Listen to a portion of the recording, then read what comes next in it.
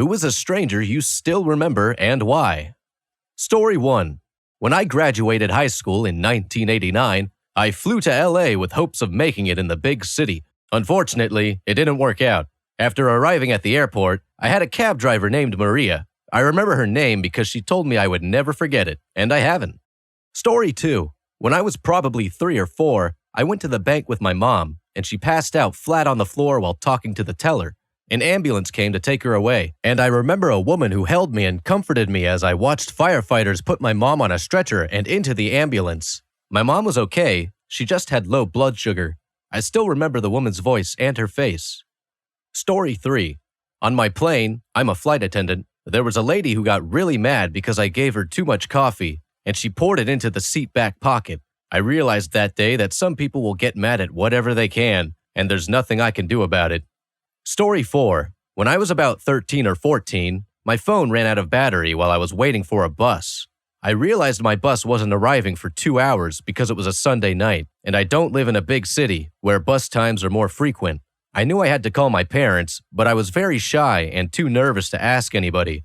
However, a really lovely mother noticed I was looking anxious and came and asked if I was okay. She let me use her phone, and then she also stayed with me until my bus arrived because it was late at night, and she didn't want me there alone. I think about her a lot. She was so caring and loving. Story 5. Once, my mother threw a public fit in the lobby of a theater, and my father dragged her aside to yell at her. A woman came over to talk to my sister and me. She made small talk with us about the city. I knew why she was doing it, but she did it in a way that was not patronizing at all. It was so unexpectedly kind of her to take the time to do that when most people would have just stared or awkwardly averted their gaze. Story 6. 20 years ago, when I was in high school, my truck broke down on the side of a busy off-ramp from a highway. A guy stopped behind me, drove me to the nearest store to buy more oil, and took me back to my truck without asking for or expecting anything in return. I'm not sure, but he might have even bought the oil for me. At the time, I was a shaved-head, angry-looking ginger kid, and he was a black adult man, probably in his 30s. I doubt many people would have stopped for me, but he did. Story 7. Several years ago, I was hobbling down the street in an air boot, having messed up my ankle in some way. I walked past an electrician's van, and the owner was sitting there in the open rear door, also sporting an air boot. I'm never going to forget that day. Story 8. When I was a little kid, small enough to be in a shopping cart still, I remember being at Walmart with my mom and 2 sisters. This random black lady came up to my mom and said, "God told me to give this to you," while smiling and clasping some money into my mother's hand. At the time, my father had just left, and my mother was on her own raising 3 little kids. A few years later, my mom brought up the lady a couple times, and I remember she told my grandma about it, but after that, she hasn't said anything at all about her. That was probably about 15 years ago, and I'm 21 now. Looking back, I wonder if that's one of my mom's reasons for helping me out with money at times, but I don't know.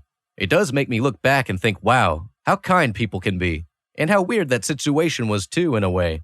A woman saying she heard God talk to her and helped another person in need. My mother is super successful now, and she did most of it on her own, but she is super humble. I have many more weird and heartfelt stories about strangers, but this one came to my head first.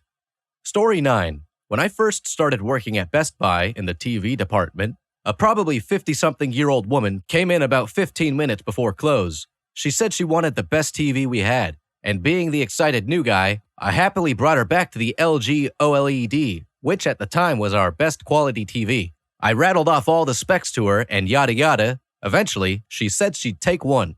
I was ecstatic. At this point in time, OLED technology was very new, and the store had only sold a couple of them before.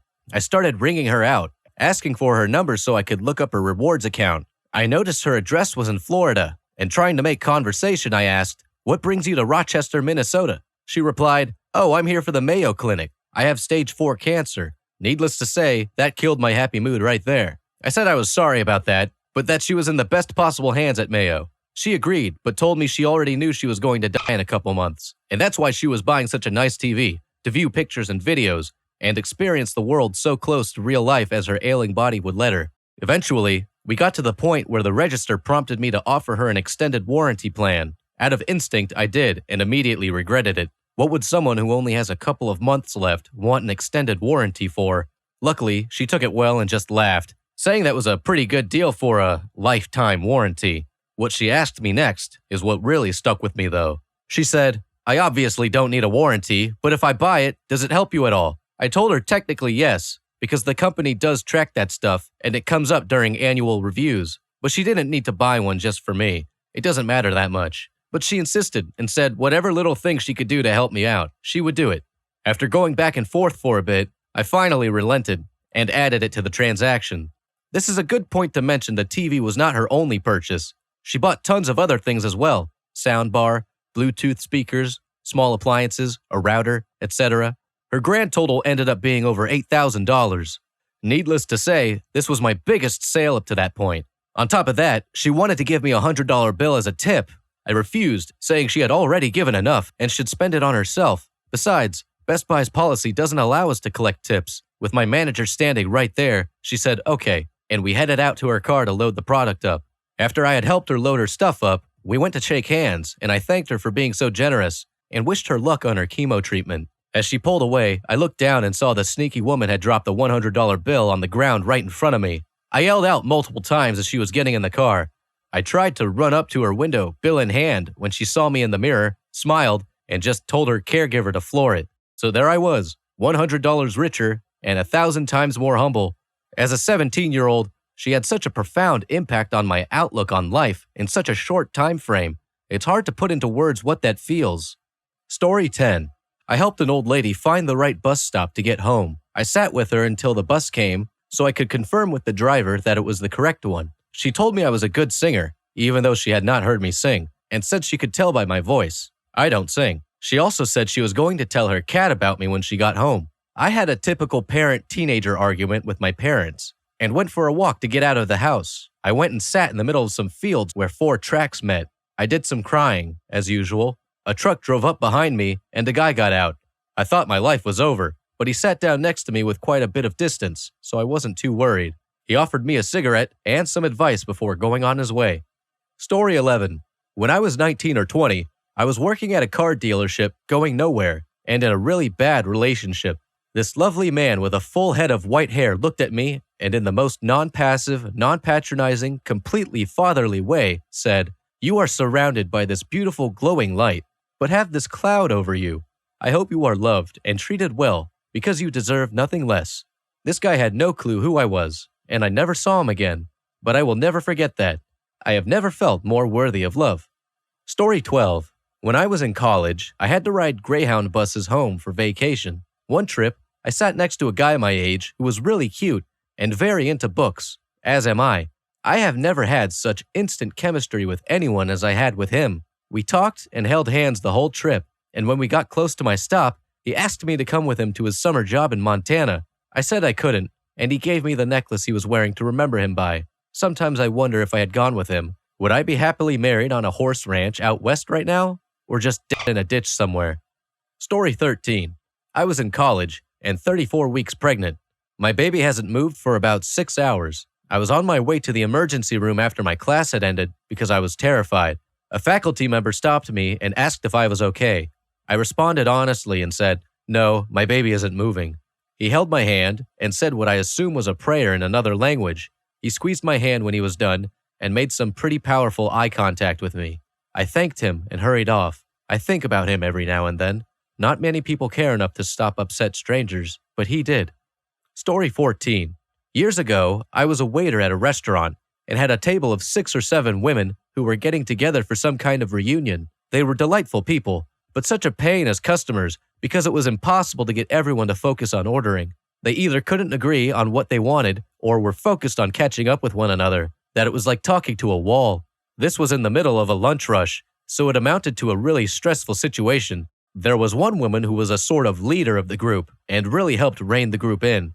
After I finished serving them and dropped off their credit cards, I went to the break room to exhale from the stress. Suddenly, I was overwhelmed by this emotion, and a voice in my head said, "You need to go back and give that woman a hug before she leaves." I walked back to the dining room, and the woman was standing there alone, waiting for me. She pointed to me and said, "You, come over here. I need to give you a hug." And she gave me the biggest hug. It was so surreal. I'm not a religious person, but it was the closest thing I've ever experienced to believing that there is some kind of power out there that's bigger than all of us. Story 15.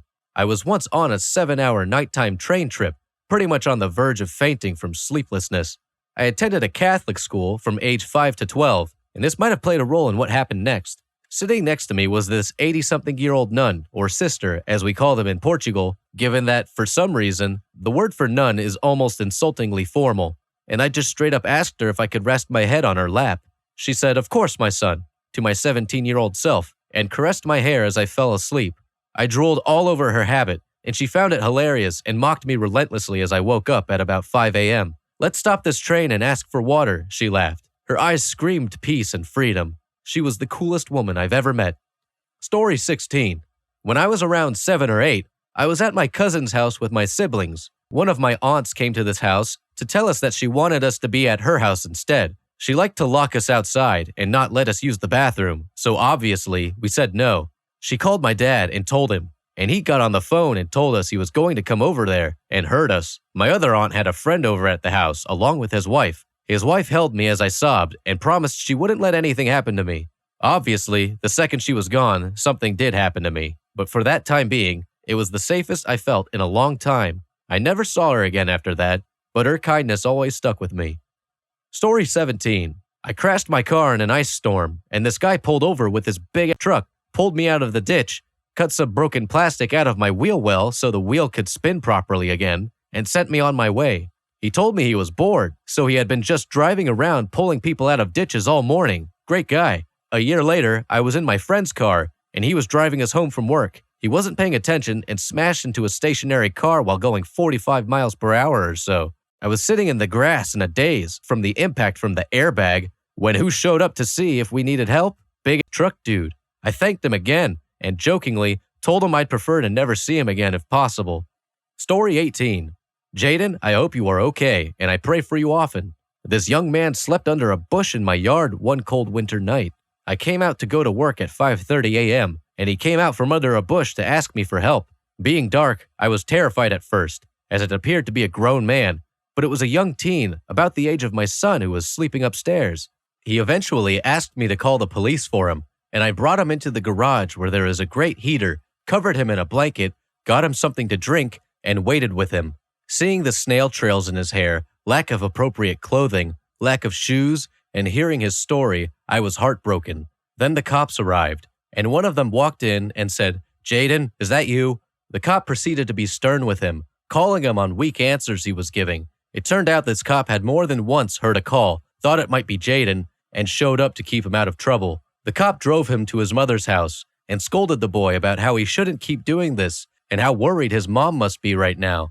I realized this kid was a kid that had a real good chance of ruining his life by foolish teenage choices. The cop clearly saw something in the boy and was trying to help. I think of him often and say a little prayer. The boy was so polite and had such a kind face. My heart just breaks thinking about him and that night. Story 19. When I was a young boy at Disney, my family and I went to Typhoon Lagoon, where the biggest slide was Summit Plummet. It was a rainy day, so all the local Floridians fled, leaving us with no lines. I decided to take advantage of the reduced wait time and go see what Summit Plummet looked like from the top, knowing there was no way I would actually go down. It only took a few minutes of waiting to get to the front of the line. Normally, I've heard it can take as long as 40 minutes. I looked down and saw it was just as terrifying as I imagined. I nodded sagely to myself, correctly guessing it was scary, and turned to leave. Suddenly, a hand from above came down and stopped me. A man with a European accent asked me where I was going. I looked up and saw he was in his 20s. I told him I was never going to go down it. I just wanted to see what it looked like. He told me the slide was guaranteed safe. No way Disney would have it open if it wasn't, and so on. But I wasn't convinced. He got down on one knee and told me that if I didn't do it, I'd regret it forever. He said I'd always live my life afraid and never do anything exciting. He urged me to take life by the horns and live. No thanks. Finally, he asked for my name. I told him, and he stood up and shouted to everyone in the line, "Let's cheer for Name! He could do this!" And sure enough, the whole, kinda short, line began chanting my name. I knew I had to do it then. I sat at the slide and emptied my mind of all thoughts. I reached a zen state of awareness and commanded my hands to push without thinking about anything, and zoomed off. It was awesome. I did it 10 more times after that. I got his name later. It was Louis or something like that. I've never forgotten him, and I still think about his speech whenever I'm afraid to do something. It always helps. Story 20. When I was a little kid, a guy named Mr. Chambers would magically appear whenever my mom had a problem. This was in the 1980s, before most people had cell phones or other ways to contact help when in a rural area. I guess most of the problems were vehicle-related. Did Mom get a flat tire? Mr. Chambers would show up. Did we run out of gas? Here comes Mr. Chambers with a gas can. One time, a hurricane knocked down a tree that blocked access to the dirt road leading to our house. And who showed up with a chainsaw? Mr. Chambers did. He was very tall, had dark curly hair, and a very deep voice that frightened me. I was the kind of child who loved strangers, but something about Mr. Chambers made me nervous every time, even though I should have had a positive association with him for always rescuing us. I'm not sure what it was about him, but as an adult, I've started to doubt he was even a real guy. When I asked my mom, she said she's not sure who I'm talking about. Story 21. During a school trip to Noosa Heads Beach in East Queensland, Australia, a man burst out of a bar playing a guitar, completely naked, while singing, "Run, boy, run, this world is not meant for you." 2 police officers chased him down, but he looked at us with a big smile. I would definitely visit again. 10 out of 10.